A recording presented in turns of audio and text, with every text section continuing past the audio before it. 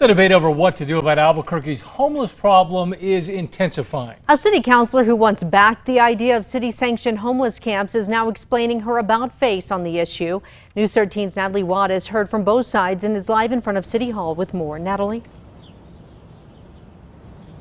Jessica, Dean, City Councilor Brooke Bassan once championed the idea of city-sanctioned homeless camps, or what the city calls safe outdoor spaces. But now she's offering a proposal that would repeal that, or at least hold off on making a decision. But other city councilors and the mayor say this is urgent and action needs to be taken. I thought sanctioned encampments were going to be a step in answering one of the top 3 priorities that my constituents indicated was theirs. It's clearly evident that this is not the approach that they want and that we need to take a different one. In a press conference today, Councilor Brooke Bassan explained why she no longer supports city-sanctioned homeless camps after public outcry and is proposing to repeal the addition of them in the Integrated Development Ordinance, meaning no encampments created until they can discuss the issue again in early August. We will have discussion on it then, and we can vote on whether or not to put a moratorium on the implementation of approval of safe outdoor spaces for a year or until the IDO is updated.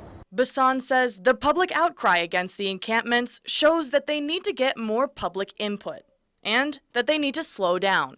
But other councilors say the city has already spent a long time trying to find solutions, and the city-sanctioned camps is the idea that rose to the top. The city council passed that legislation to authorize them a few weeks ago.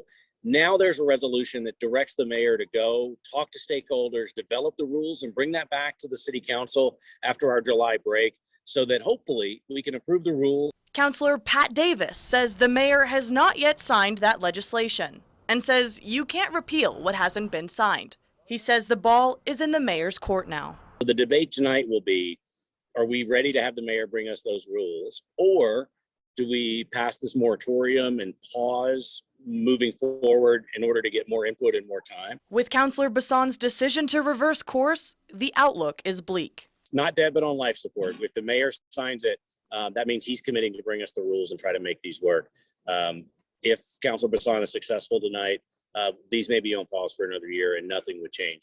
The mayor agrees, saying in a statement that the situation won't be resolved without solutions from council. And going back and forth on legislation isn't helping anyone. I had an idea. It's not one that was well received, and I respect that, and I will not go forward with supporting it. Now tonight there's the resolution directing the city to create those guidelines for those camps, but if Bassan's proposals move forward, those could be deferred. Back to you. All right, thank you, Natalie. The City Council began tonight at 5 p.m. We will continue to follow the decisions of the council on this matter.